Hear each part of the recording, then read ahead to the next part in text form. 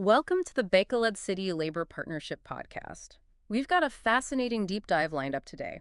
It's a place in Negros Occidental that you, our listeners, have been asking us to explore. Sipalay City. Exactly. And you've sent over some incredible material too, historical accounts, the Wikipedia page. Some local information as well. Right, because you really want to understand the story of this jewel of the Sugar Island. So our mission today is to unpack that story, Yeah. pull out some of the most interesting pieces of its past and present. Well, it's a past that goes back centuries, as I think these sources really show. Yeah. We start, actually, with these wandering Bornean Datis. Can you imagine, them arriving on these shores all those years ago? It's amazing to picture, isn't it? Those very first interactions with the land. Yeah, and then later on, in the 1800s, you have this other wave of people coming in.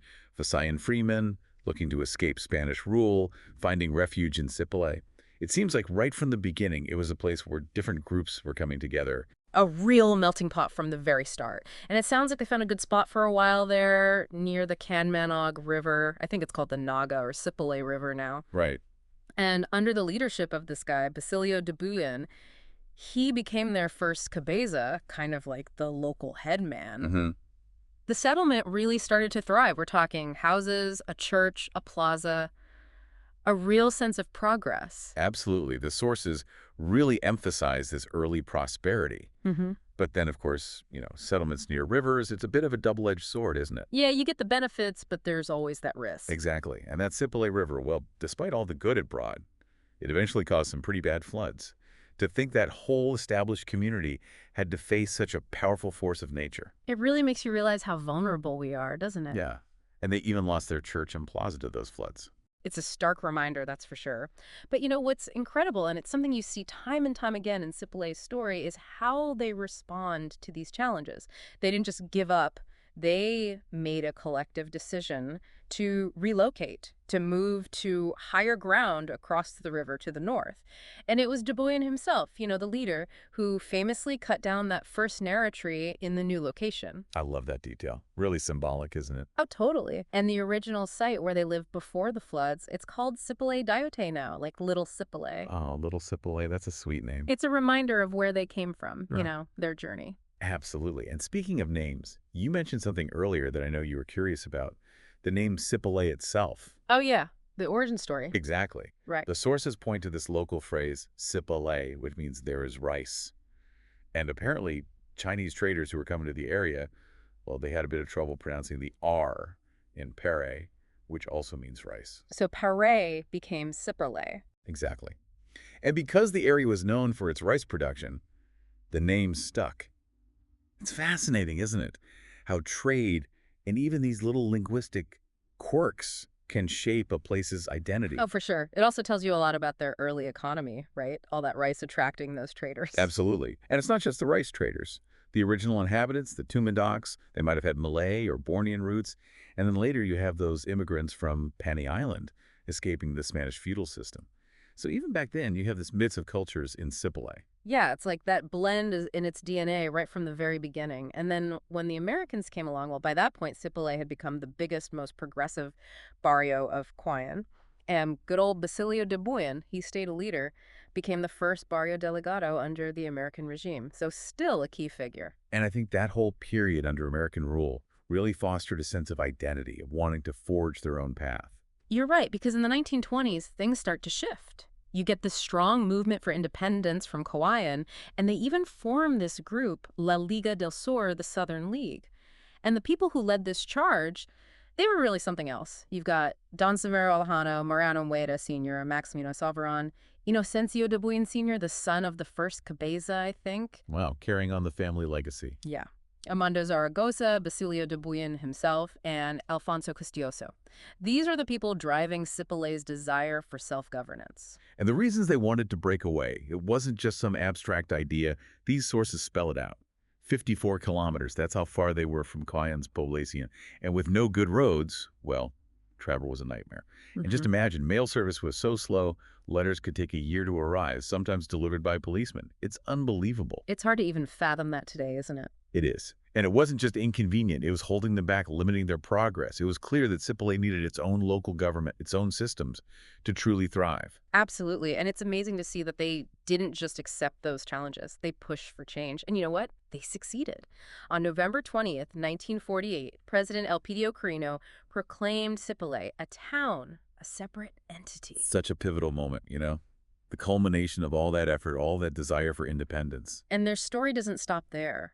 Fast forward to 2001, Sipalay achieves another milestone. This time, it officially becomes a city, all thanks to Republic Act number 9027. It's really inspiring to see, isn't it? That constant striving for growth and progress. It really is. And speaking of growth, today, Sipalay covers nearly 380 square kilometers in that southern part of Negros Occidental. You've got several other municipalities around it. And the Sulu Sea to the west, which is a huge part of its identity. Totally. And when you look at where it sits relative to Bacolod City, about 170 to 178 kilometers away, it really highlights that southern location. A good 3 to 4 hour drive, as I'm sure you know. I can confirm that, but it's a beautiful drive, worth the time for sure.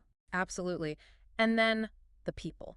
Over 72,000, according to the 2020 census. It's a vibrant community with Hiligaynon and Cebuano as the main languages. Which really reflects that cultural mix we were talking about earlier. Yeah. And you know, it's interesting. English and Tagalog are widely understood there, too. It just shows you how interconnected the whole region is. And politically, we're talking 17 barangays, each one contributing to the tapestry of the city. Now, you mentioned earlier that you were interested in Sipalay's economy. Oh, yeah, definitely. Well, we already talked about how important agriculture and aquaculture have been, especially with all that rice. But, the sources you provided also highlight this amazing period of economic recovery that started in 1989. It's quite remarkable how they managed to bounce back from some pretty tough times, even civil unrest, and achieve revenue surpluses for 8 years straight. All under strong local leadership, too. Exactly, which makes a huge difference, doesn't A it? huge difference. It just shows you that with the right people and the right mindset, a community can really turn things around. It's inspiring. It really is. And this whole turnaround wasn't just about money. It also led to improvements in peace and order, which created a more stable environment for investment, especially in tourism, which is such a big part of Sipalay today. It all comes back to that theme of resilience, doesn't it? Overcoming those obstacles. Totally. And while there's still work to be done, a poverty incidence of around 30% in 2021, the sources do mention that it had been decreasing in previous years. So there's a clear upward trajectory. It's a continuous journey. Definitely. And tourism, that's really become such a big part of Sipalay's identity, hasn't it? Oh, absolutely. We're talking the top tourist destination in all of Negros Occidental. And those nicknames, Jewel of the Sugar Island, the uncommercialized New Boracay, They really capture something special. they do. And when you look at the key attractions, it's easy to see why. Sugar Beach, for example, those beautiful sands, the resort's owned by a mix of Germans, Swiss, Filipinos. Sounds ideal. It really is. And then you have Tinagong Dagat, the hidden sea. Hmm. These little islets covered in vegetation, seagrass beds, mangroves, a haven for exploration. Absolutely stunning. Oh, I'd love to see that. And let's not forget Puntalo Beach, with its fine white sand and that amazing marine life. Perfect for snorkeling and diving. And even the old Maricalum Mining Corporation site has been turned into a park, offering a unique glimpse into the area's history. It's amazing how they've managed to weave their past into their present, isn't it? It really is. And then, of course, we have those fantastic festivals. The Passaway Sa Sipalay, which happens around the last week of March for their charter anniversary. Street dancing, those Mardi Gras-style costumes inspired by copper. A nod to the mining history there. It sounds so vibrant. It's quite a spectacle. And then, in December, you have the Handurawan Festival. 3 days of activities for everyone, locals and tourists alike, all during the Christmas season. A real celebration of their culture and community spirit. It's heartwarming to hear about these celebrations, isn't it? It is. It speaks volumes about the spirit of the people. And speaking of remarkable people from Sipalay, we can't forget Gary Alojano, the former Marine captain and Magdalo Party List member. It's always fascinating to see how individuals from these communities go on to make an impact on a wider stage. It adds another layer to Sipalay's story, doesn't it? Their connection to national events and politics. For sure. And when you look at everything we've discussed, from the early settlements, the challenges, the drive for independence, the economic recovery, it all paints such a vivid picture. Sipalay's story is one of resilience and progress, wouldn't you say? Absolutely. And it makes you wonder, out of all of that, what would you say is the key takeaway? For me, it's that constant thread of resilience, that ability to bounce back from setbacks. From those early settlers rebuilding after the floods to the community's push for independence and then their economic turnaround, it's remarkable. It speaks volumes about the power of a shared purpose and a strong community spirit. I couldn't agree more. And when you think about Sipalay's journey within the wider context of the Philippines, it really mirrors the experiences of so many communities striving for progress. It's like a microcosm of those larger historical and social forces shaping the nation. Absolutely. And that brings us to you, our listener. As you were reading about Sipalay, what resonated most with you? Was it that connection to the land, those natural challenges, the fight for self-governance, or maybe those successes in tourism and economic development? What stood out? It's a good question to reflect on, and if you're wanting to dive even deeper into Sipalay's history and attractions, we highly recommend checking out the Bacolod City Labor Partnership on their YouTube channel or Facebook page. You'll find more information and some great visuals there too. And as we wrap up this deep dive, I want to leave you with a final thought. How does a community's past, its triumphs and its struggles, shape its present and its future? Sipalay City offers a powerful example of how resilience, community spirit, and a connection to its history can pave the way for a bright and promising future. Something for all of us to think about. Well said. Thank you for joining us for this deep dive into Sipalay City on the Bacolod City Labor Partnership podcast. Don't forget to check out the Bacolod City Labor Partnership on YouTube channel or Facebook page for more engaging content.